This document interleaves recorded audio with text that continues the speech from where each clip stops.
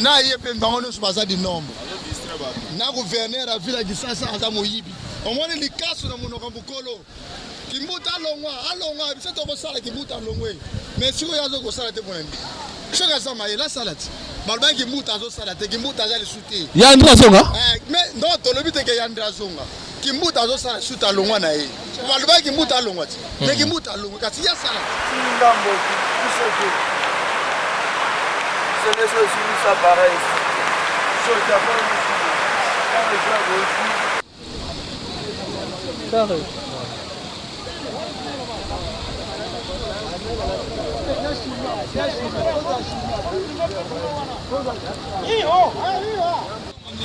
Mbote ndeko. Ndeko na avenue précisément. Première rue du Landos sur boulevard. Ça fait combien des années que vous avez dans la place?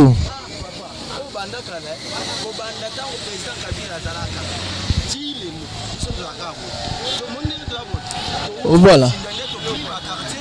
Ah. Donc, so, motif c'est ça que bon parce que on veut dernièrement on veut le cas que tu peux recouvrir on veut acquérir calam et là ça la bon d'indara chaque moula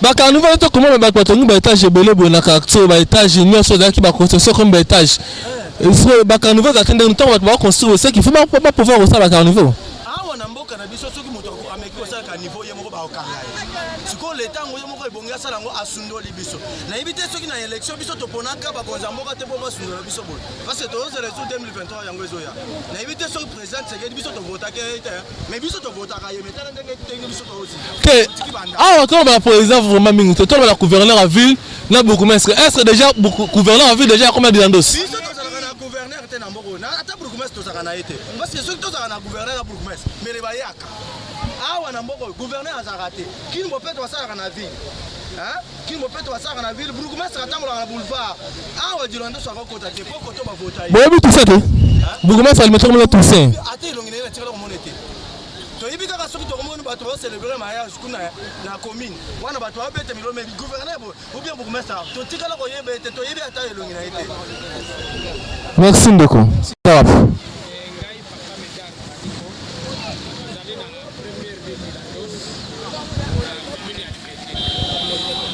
la première journaliste qu'on a alimenté nous le bâtiment casse na tant on ça na alimenter tranquillement les abos en plus comme il a des sensations comment on a beaucoup comité parce au Kende. Merci beaucoup messieurs les journalistes ce n'est pas la première fois presque mes coloniaux c'est que ça a souffrance et puis to bandi ko lo balelote to banda ko lo banda kala ba journaliste ba ya ba mema merci que ça la raté donc première oyo chaque fois ça va inonder alors tu comprends qu'est-ce qu'il faut faire, quelles sont les méthodes qu'il faut appliquer pour être un zéla au bon. Donc, comme ils n'ont pas donc vous voyez pas que c'est dans la balabala au exact. Donc, tandis que par exemple, ça la bateau ça la tuna, bateau studio que quartier faire vivre bateau, mais c'est les amateurs. Si on a un retour à Moussala parce que avant nous a inondé catastrophe naturelle et redéranger autour de Moussala et résoudre problème que Moussala que au Kangami la balabala. En tout cas, le dérangement est allé, mais qu'est-ce qu'il faut faire? Donc nous attendons, on va équiter, ou bien on va prêter la 7e rue pour accéder à la bon, voir au compte la première rue en dehors et avenue de Landos, ils arrivent à 7e. Vraiment. Est-ce que le gouverneur déjà est rentré là?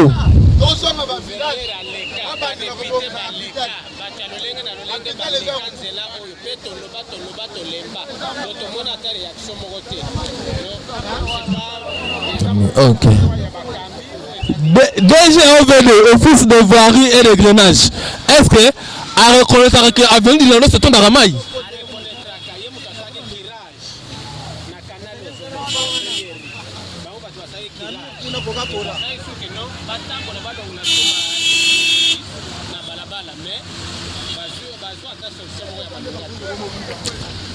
Merci beaucoup de remercier nous dans le gouvernement congolais pour le gouvernement de la Kinshasa.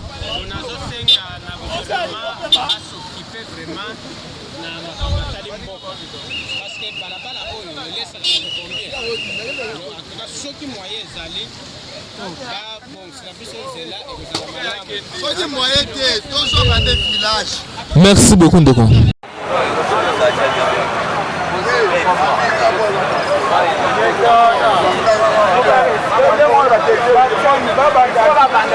Oui, c'est le bourgmestre Toussaint Kapoutou de la commune patriotique de Massina. Nous sommes ici au niveau du pont Njili où il y a eu un accident de circulation. D'abord, un véhicule camion-ben était monté sur le pont pendant qu'il pleuvait. Et juste, il y a eu cassure. Et avec cette fissure, ça a créé le boulement de terre en bas qui existait déjà de tout le temps. Et la pluie qui s'est abattue aujourd'hui est venue aggraver encore la situation. C'est ce qui fait que le pont est endommagé dans une de parties qui n'est pas vraiment concernée pour ce qui est de la circulation, surtout pour les véhicules. C'est du côté des piétons où le pont en partie a été endommagé.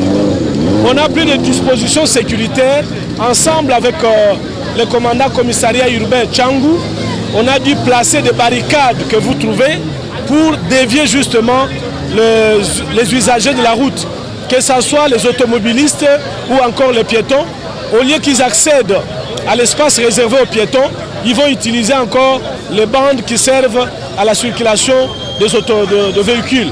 C'est là où j'en appelle justement à l'attention des parents de sensibiliser les enfants qui traversent le pont Njili pendant cette période du côté Massina, d'être en tout cas attentifs, de ne pas être dans l'inattention au risque de s'enfoncer dans les bourbiers qui venaient de se créer du côté des piétons. Mais la structure elle-même du pont n'est pas en tout cas entamée. La preuve, vous trouvez que le véhicule circule sans problème. Mais néanmoins, du côté des piétons, c'est là où il y a eu éboulement. Pour ce qui concerne la circulation, on pourra connaître de petits problèmes, de petits soucis de lenteur dans la circulation, donc les embouteillages. Il pourra y en avoir. Là, c'est un problème de conscience des usagers de la route, notamment les chauffeurs, qu'ils puissent accepter d'utiliser maintenant là 2 bandes au moins. Donc on ne sera pas à passer à 3 bandes. Il faut passer maintenant à 2 bandes pour ce qui concerne du côté de Massina. Mais de l'autre rive, de Njini, ça ne pose aucun problème. C'est du côté de Massina en partie où il y a des problèmes.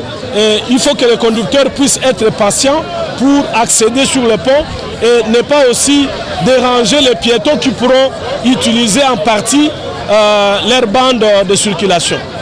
À l'instant où je vous parle, l'information est déjà passée auprès des autorités attitrées par rapport à ce qui est arrivé ici. Et je pense que dans les minutes, les heures qui suivent, la structure qui est, l'organe qui est habilité à faire les travaux sur cette voie, puisque c'est la route nationale numéro 1, qui est l'office de route, ne manquera pas à prendre des dispositions idoines pour ce qui est arrivé. Ce que nous avons fait, c'est pour pallier aux urgences. C'est ce que nous avons fait, de placer des barricades pour la déviation de la circulation. Mais quand eux arriveront, ils viendront avec des moyens conséquents pour permettre à sécuriser complètement la population. C'est pas précisément ah justement la point Manjil. La point Manjil, réaction de ça na tongo na siambula. Bon, eloko esalami pona ngai eza passe. Et pona nini? Tozozwa ba chinois mabe. Tamtu ba chinois pe ba koza fautifité.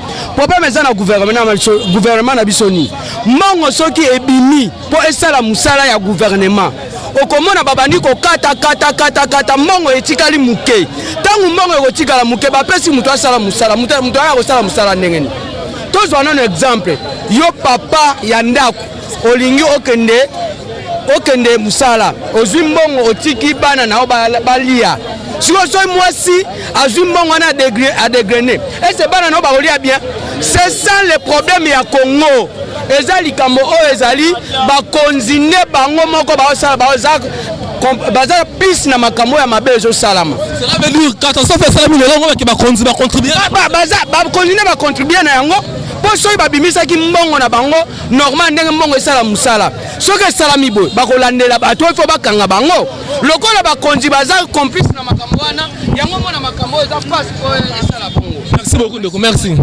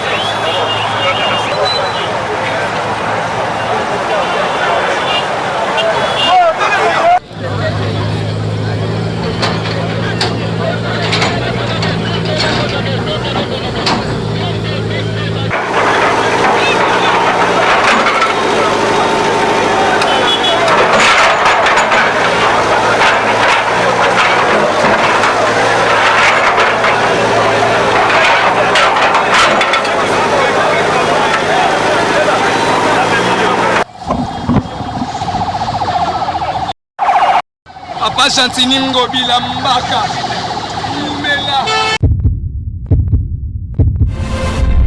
Eshima, votre magazine qui bat au rythme de l'actualité. Une réponse à vos besoins en information, un éclairage dans divers domaines. Impartial, documenté, instructif. Eshima au cœur de l'info. Retrouvez la nouvelle édition. Exclusivité. Estache Mouandi, ministre d'État, ministre des Ressources hydrauliques, relève le défi de la libéralisation du secteur de l'électricité. Des actions concrètes. Cap sur la libéralisation de l'électricité. Installation des mandataires ARE et Anser. Fonds Mwinda qui permettra de fournir de l'énergie électrique propre à 15 millions des Congolais. Signature contrat B-Box. Plusieurs protocoles d'accord signés dans le cadre de la mise en application de la loi sur l'électricité. Les avancées enregistrées dans les secteurs des ressources hydrauliques et électricité grâce à la vision du ministre d'État Estache Mouandi représentent un acquis indispensable qui balise le chemin vers l'effectivité de l'amélioration du taux de desserte en eau potable et en électricité. Focus. Payer l'impôt est un devoir civique. Le directeur général de la DGI, Barnabé Mwakadi, sensibilise les assujettis. Dossier Eshima, les épidémies les plus dévastatrices de l'histoire. Nation, le ministre d'État Ribens Mikindo met en valeur les blocs pétroliers et gaziers de la RDC afin de transformer les potentialités en hydrocarbures en véritable richesse. Élection 2023, le compte à rebours de la Senco. À lire également les portraits de Kelly Kounté, journaliste chevronné. Économie, budget 2021, moins ambitieux, plus réaliste. Culture, les tabous de l'inceste. Retrouvez l'intégralité du magazine Eshima dans les kiosques. Eshima Magazine, un nouveau standard d'information.